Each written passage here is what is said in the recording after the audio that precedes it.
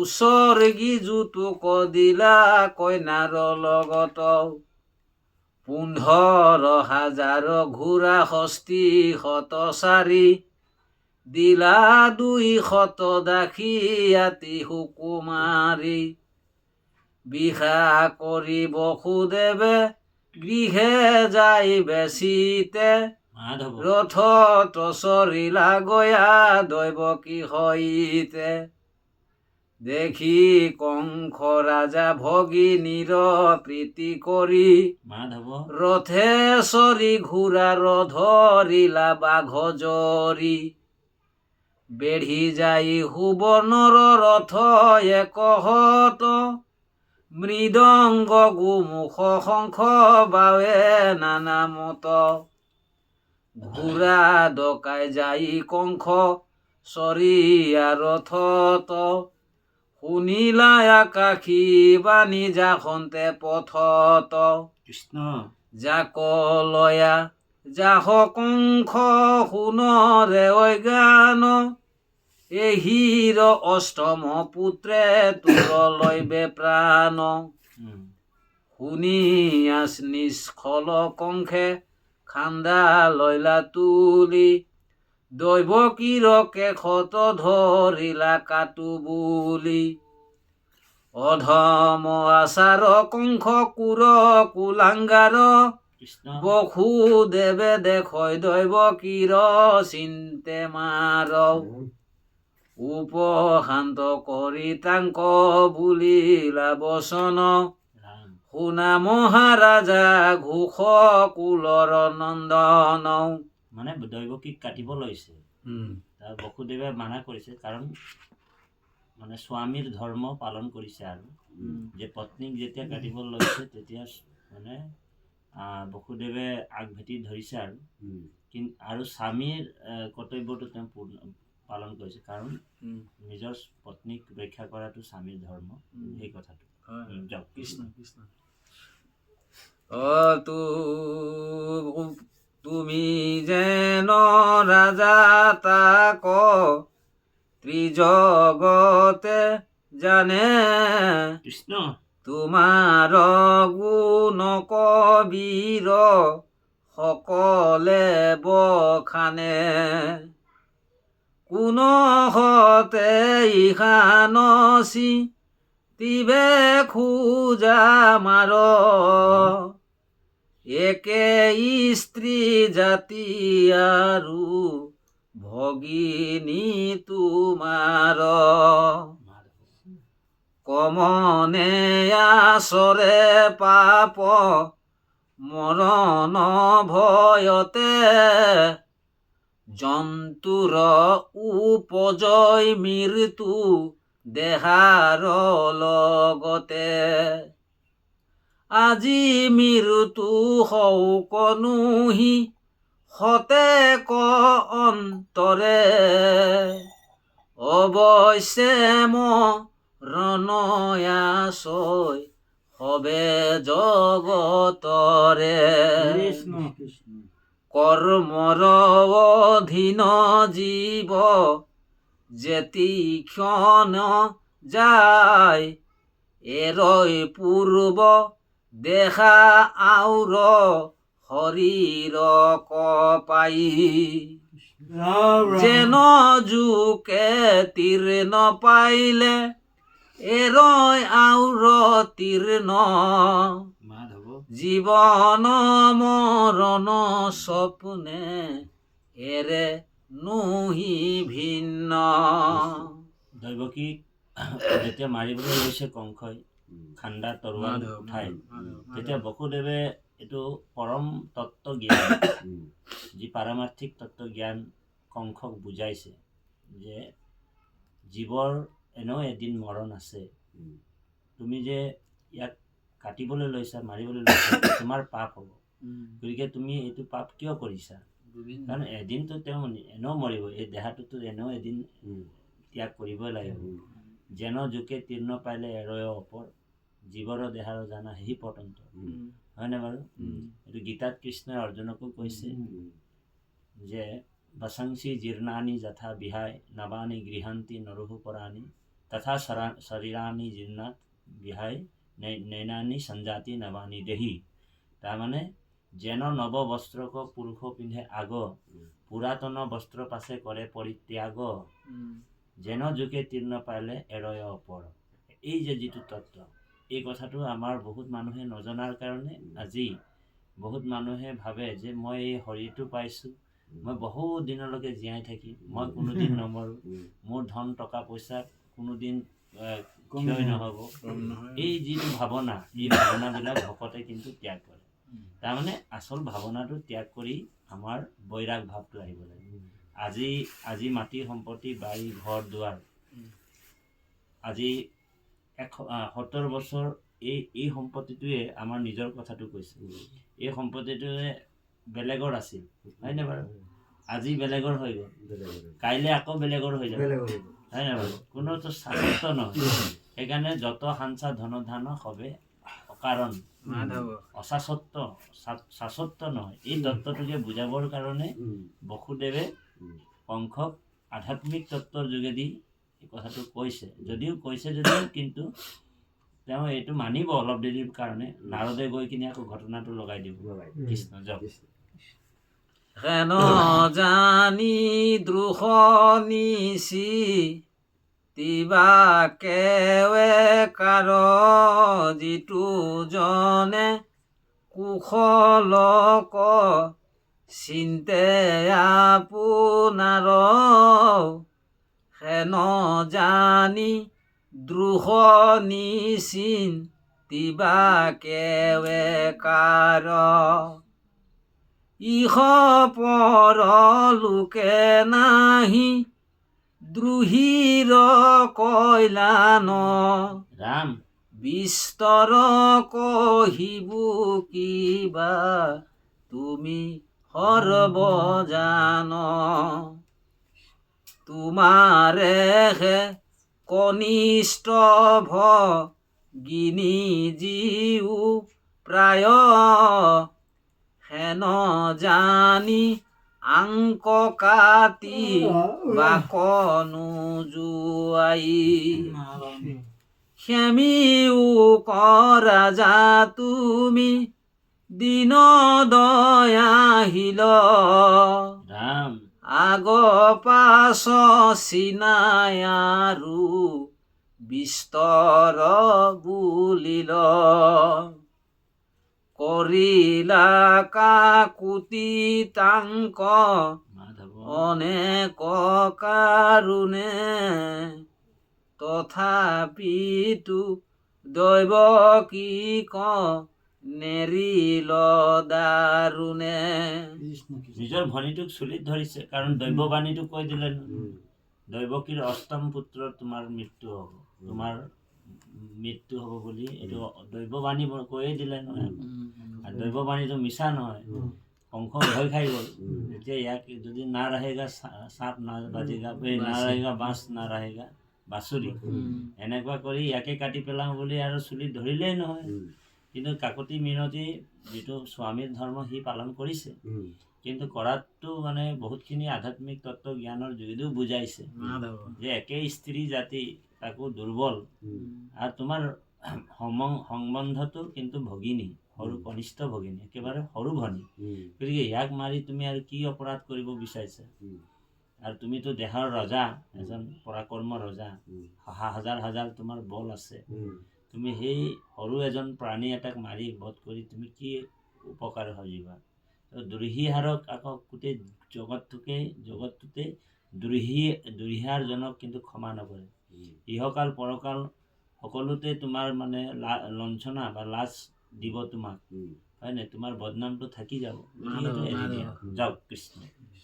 হে ৰাম পৰমদা ৰুণ কংস ঘাতুক পৰায়, ৰাম দেখি বসুদেৱে দুনাই চিন্তিলাই উপায়, যাবে বল বুদ্ধি থাকে থিৰ কৰি মন, মৃত্যু কটাৰিবে লাগি কৰিব যতন, পুত্ৰ অৰ্পিব বুলি কংস নিৰপতিক মাধৱ ইহান হাতৰ এৰুৱাও দৈৱ কি কওঁ। দেখিলে কিমান উপস্থিত বুদ্ধি। হেৰি বসুদেৱে কৈছে যে যদি পুত্ৰৰ পৰাই তেওঁৰ ভয়, দৈৱকীৰ পৰাতো ভয় নাই।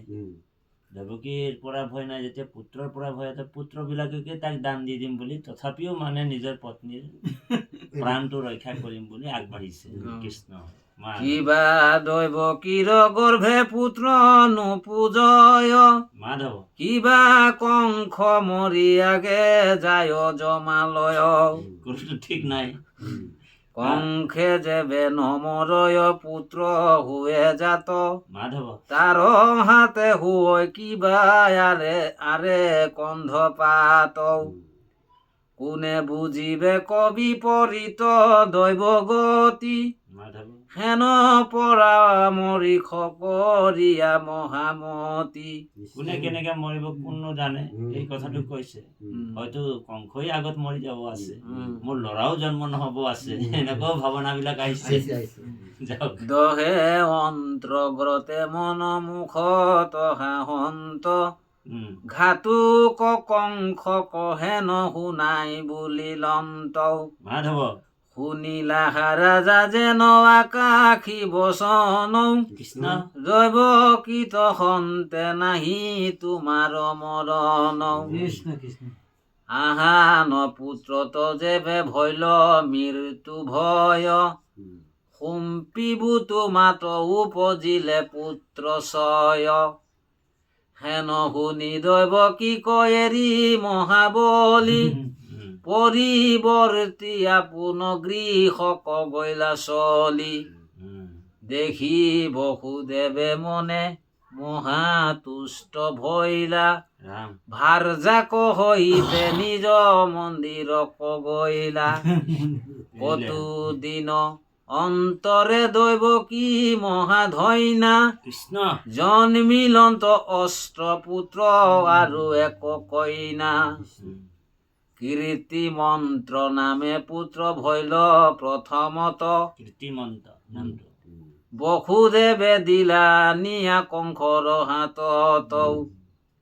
এৰিলন্ত পুত্ৰ স্নেহে অসত্য কদৰে কোননো দুষ্ট জ আছে হৰি ভকতৰে।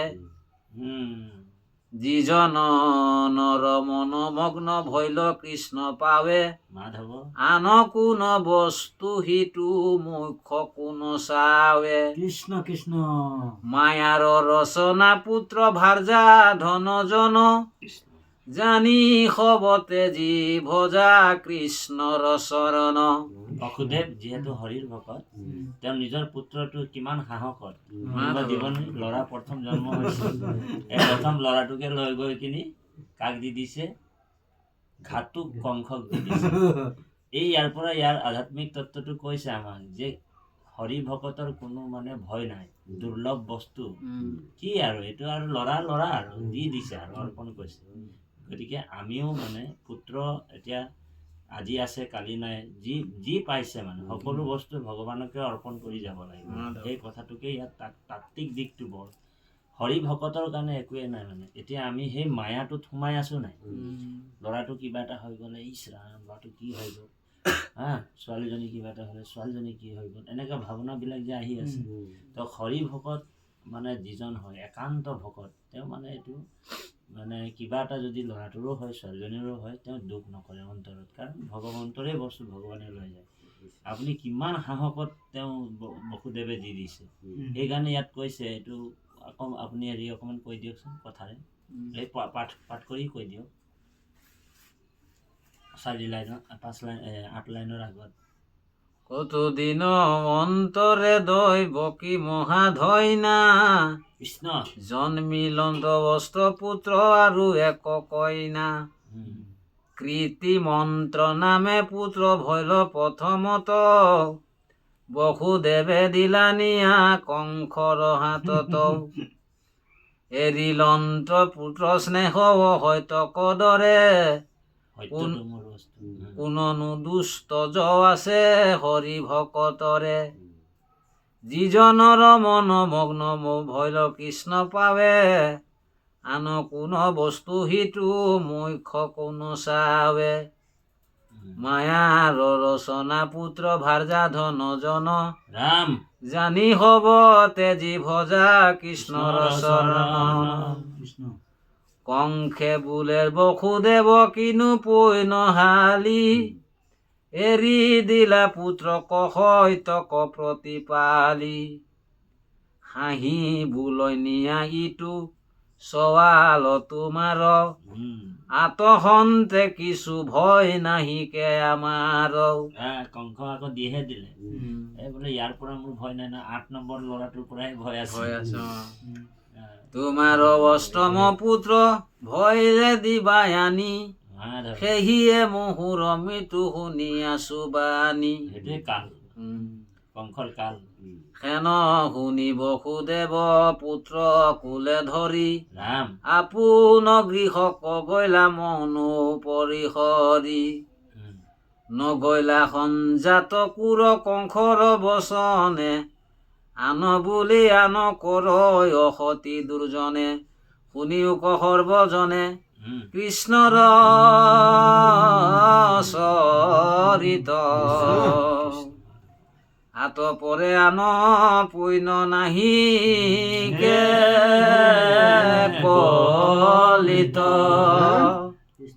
অলভি আছা জন্ম যিটো ব্ৰহ্মাৰ বাঞ্ছিত জানি যত্নে কৰা পান কৃষ্ণ কথামৃত ৰাম ৰাম ৰাম ৰাম ক্ষণিক সংসাৰ বিলম্বত কাৰ্য নাই কৃষ্ণ চিন্তামণি জন্ম হেৰা হাততে হৰাই নাহিকে চেতন কাল জগৰে গিলে ধন জন জীৱন যাইবে কয়ে কে দিলে যত দেখা ভাৰ্যা পুত্ৰ হবে কাৰণ চাহি মাত্ৰ থাকে কালে ধৰে যে তীক্ষ্ণ বিষয়ৰ সুখ একে তিলে কৰি সুৰ যমৰ কিংকৰে ধৰি নিবে যমপুৰ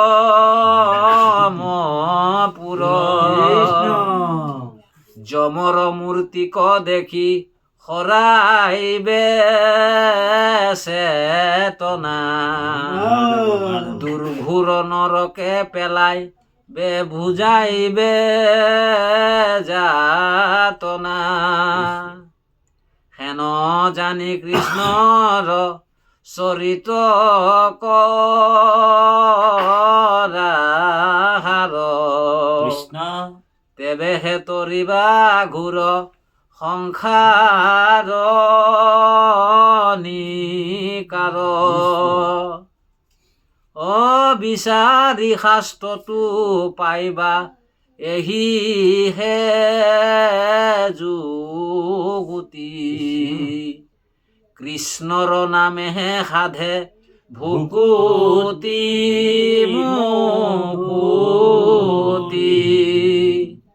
কলিৰ পৰম ধৰ্ম জানা হৰি নাম শংকৰে ৰচিলা ডাকি বোলা ৰাম ৰাম হৰি ৰাম ৰাম ৰাম